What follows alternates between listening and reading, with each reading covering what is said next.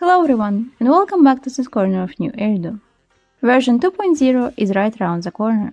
And for the anniversary, Zenless Zone Zero developers have prepared quite generous gifts. On top of 20 encrypted master tapes and 1600 polychromes, we are getting a standard agent and standard W engine selectors. What is a better gift than the one that you can choose yourself? To aid you in your decision-making process, I have prepared this comprehensive guide.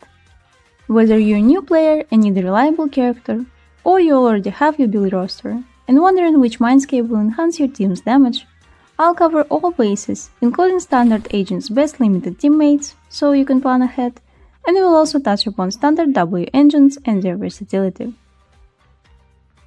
If you are a newer player, I would recommend for you to take a closer look at Soldier 11 or Lycaon. Soldier 11 is a fire attack agent who is still going fairly strong. She is very versatile in terms of W engines. While Evelyn's signature Heartstring Nocturne is the best on Soldier 11, her own signature the Brimstone or a craftable Starlight engine are perfectly fine options. With Inferno Metal Disc set bonus, you're looking at a character for whom it's pretty easy to achieve a balance between crit rate and crit damage, so a W engine with an attack percent main stat fits her very well. The biggest downside of Soldier 11 is that she is harder to master compared to some other agents in the game. She deals the majority of her damage through her enhanced basic attacks called Fire Suppression that you can trigger at specific times, which means that you have to learn the correct timings. But once you do get these timings down, she doesn't lose that much compared to limited attackers. I have used her in pretty much every Deadly Assault reset that featured Pompeii, getting full stars with just one limited support in the team, or sometimes even with a full free-to-play team. Because of Soldier 11's reliance on basic attacks, she is pretty greedy when it comes to the on-field time, so her best teammates are the ones that can do their job quickly and let her take the stage, with an exception of Lighter, whose buffing capabilities make up for sharing some on-field time. As for the anti-synergy, if you already have or want to pull for Evelyn, then you can safely skip Soldier 11, since they fill the same niche. Another reason why I feel partial towards Soldier 11 is that her mindscapes are all good. M1 gives her extra energy for X specials, which makes keeping up with fire suppressions a bit easier. M2 is a good damage increase with an easy to fulfill condition. Since Soldier 11 uses all of her skills to deal damage, an increase to skill levels through M3 and M5 is welcomed. M4 makes Soldier 11 invulnerable during her first basic, so you can safely execute the entire string of attacks without distractions. M6 allows her to ignore fire resistance of enemies, once again increasing her damage noticeably. While all of these constellations are good, the most important ones are M2, M4 and M6. If you are one constellation away from reaching any of those, I would seriously consider picking them up. Alternatively, Lycaon, even a year later, still has a decent place in meta. An ice-stun character, at the moment he has a unique combination of an attribute and a specialty, and it works in his favor. His core ability shreds 25% ice resistance, and his additional ability increases stun damage multiplier by 35%. Supportive capabilities combined with solid daze multipliers, Lycaon is an important component in Miyabi's best team, which on its own shoots him at the top of all tier lists. But he's also played with Hugo alongside Lighter, and can be a teammate for Ellen, at least until you can pick up Lighter for her. He's fairly simple to build as a stunner/support, and has good options for W engines, standard and craftable ones. Lycaon's only issue are his underwhelming mindscapes. His M1, M3 and M5 increase days dealt, but Lycaon's days is already good enough to not really need those. M2 helps with energy regen, but the condition is too specific, so it's totally passable. And M4 that grants a shield at the moment is only good if you need some survival in case of playing on your phone, for example. M6 is a respectable jump in personal damage if you are playing him on field with Ellen, but that's only for one of his teams, and not even the one where he is considered to be the best in slot. If you already have Soldier 11 and Lycaon, or the usage cases are not up your alley, let's consider the next character, and it would be Alexandrina. She is a strong electro support, who increases the duration of shock and electric damage percent. But the most interesting thing about Alexandrina is that currently she single-handedly enables a unique build for anomaly and attack agents. Rina grants your characters a part of her pen ratio, a stat that allows your agents to ignore a percentage of the target's defense. Don't get it mixed up with defense reduction that some characters or W engines have. Pen ratio and defense reduction are applied separately, with diminishing returns. So if you go Rina, you go full Rina. 2-piece Puffer Electro disc set with pen ratio disc 5 for both her and DPS agent, alongside pen ratio as the main stat on the W engine for both if possible. Rina is a strong support character, especially for electric DPS agents such as Harumasa or Yanagi. Unfortunately, source of Rina's strength is becoming the source of her weakness. I have already mentioned that pen ratio doesn't stack well with defense reduction, but with the version 2.0 we are getting a new specialty Rapture. This specialty has a way of ignoring enemies' defense on their own, and won't benefit from pen ratio, which makes Rina a less versatile agent, and me somewhat reluctant to recommend her above already mentioned Soldier 11 and Lycaon. As for the Mindscapes, M1 is a really important one. Rina's pen ratio buff is applied when her bamboos are hitting an enemy. M1 doubles that time, and increases pen ratio that Rina shares with her teammates. All subsequent Mindscapes up to M6 are insignificant, since they only increase Rina's damage, and usually you won't rely on her damage anyway. M6 further increases entire team's electric damage, making it a decent Mindscape to obtain. For the third tier of characters, I am torn between Grace and Koleda. Grace is an electric anomaly agent, and compared to many other anomaly agents released in the first season, currently she feels underwhelming. Yanagi is so much stronger as both on-field electric anomaly DPS and second anomaly in a disorder team. Grace's saving grace is being paired with either Vivian or Harumasa. Two anomaly agents do decently in a disorder team, but Grace still performs worse compared to pretty much all other on-field anomaly agents. As for Harumasa, Grace is not his best teammate, but she can be a reliable shock applicator for Thunder Metal Disc set bonus. Grace's M1 and M6 help with her and the entire team energy needs, which is very helpful for X-special heavy teams such as Grace-Vivian duo. M2 is an electric resistant threat, which is always appreciated in mono electro teams. M3 and M5 are insignificant, while M6 is a great boost for Grace's personal damage. Koleda is a fire stunner who has some of the strongest days in the game.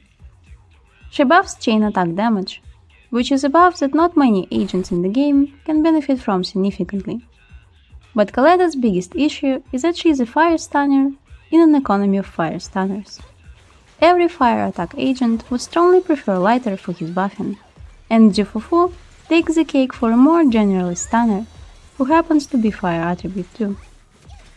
Koleda's early Mindscapes better her as a stunner, with M2 giving an extra X special every 45 seconds of the fight. All the rest of the Mindscapes increase her capabilities as both stunner and DPS, but none do so outstandingly to recommend going for them. Lastly, Nekomiya Mana is a physical attacker. Even though she doesn't have a limited competitor yet, she is the last in my list of recommendations. The reason is simple. Physical weak enemies are quite infrequent in endgame modes.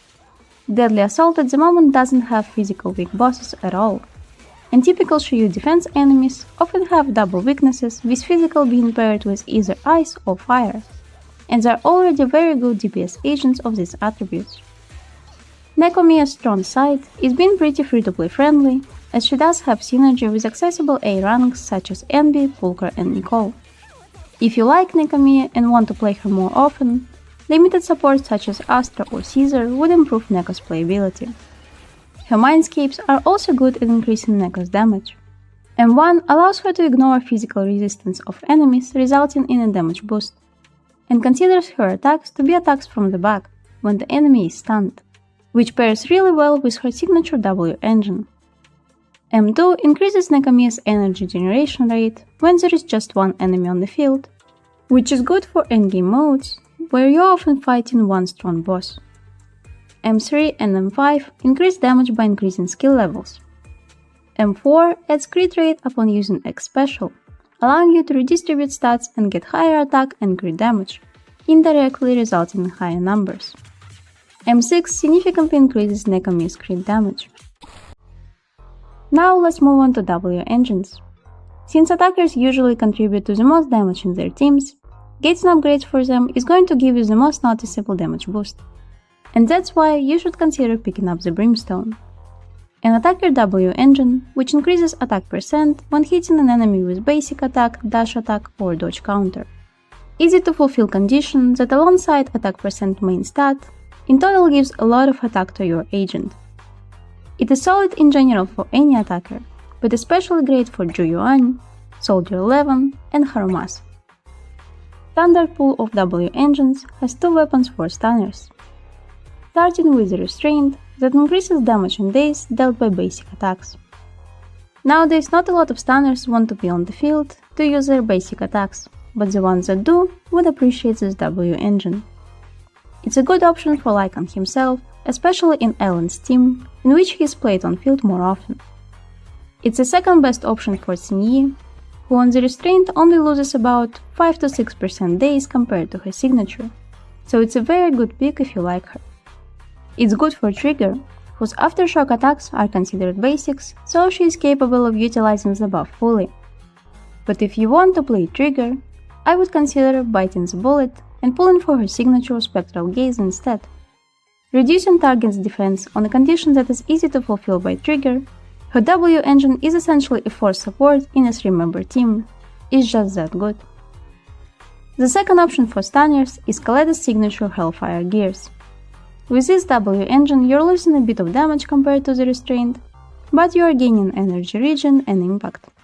Because of that, it's the best non-limited W engine for Lighter, who can use this additional impact to buff your main DPS. Lycaon would prefer this W engine over his signature if you are playing him with Miyabi or Hyuga, where he stays off field more often. Koleda herself has a lot of days on her X special, so getting more of those is always valuable. For the third tier of standard W engines, I present to you a choice between Fusion Compiler and Weeping Cradle. Fusion Compiler is a W engine for an anomaly agent, with a pen ratio as a main stat, an unconditional buff to attack, and an increase to an anomaly proficiency upon using special or X special. It's a unique W engine that is situationally strong, but loses its position to an A-rank craftable Weeping Gemini due to the latter having a much bigger gain in anomaly proficiency. You should consider Fusion Compiler if you like playing Yanagi or Grace in Electro teams with Rina. For all other anomaly agents, stick to Weeping Gemini. Weeping Cradle is a support W engine with pen ratio percent as a main stat and team-wide damage increase. It's a decent W engine for any support agent, but craftable A ranks such as Slice of Time for Rina or Kaboom the Cannon as a more generalist option are good enough for Weeping Cradle to not be a must-have. Lastly, Steel Cushion is an attacker W engine that increases physical damage percent and overall damage when hitting an enemy from behind. It's low on the list due to the lack of limited attackers that can utilize the passive, but it is very good for Neko, especially at M1. With physical damage bonus percent, it's the best W engine for Billy and Karin, assuming that you are positioning your agents to attack an enemy from the back. If you want to challenge yourself to A rank endgame runs, or want to get the most out of the silly kitty, pick up Steel Cushion. To sum it up, here are my recommendations. If you are missing most of the standard agents, go for Soldier 11, Lycaon or Rina, depending on your owned or desired limited roster. If you are close to Rina's M1, Nekomiya's M1, Soldier 11 even Mindscapes, or want to play Grace, these upgrades will noticeably improve agent's performance. For the W engine you can't go wrong with the Brimstone, as it is a very good option for attackers, but if you don't feel the need for it, Hellfire Gears is great on the majority of stunners, and Fusion Compiler is crucial for building specific teams. So, after all that information, have you settled on your pick? Please leave your opinion down in the comments. Thank you so much for watching this video and I will see you soon. Bye bye!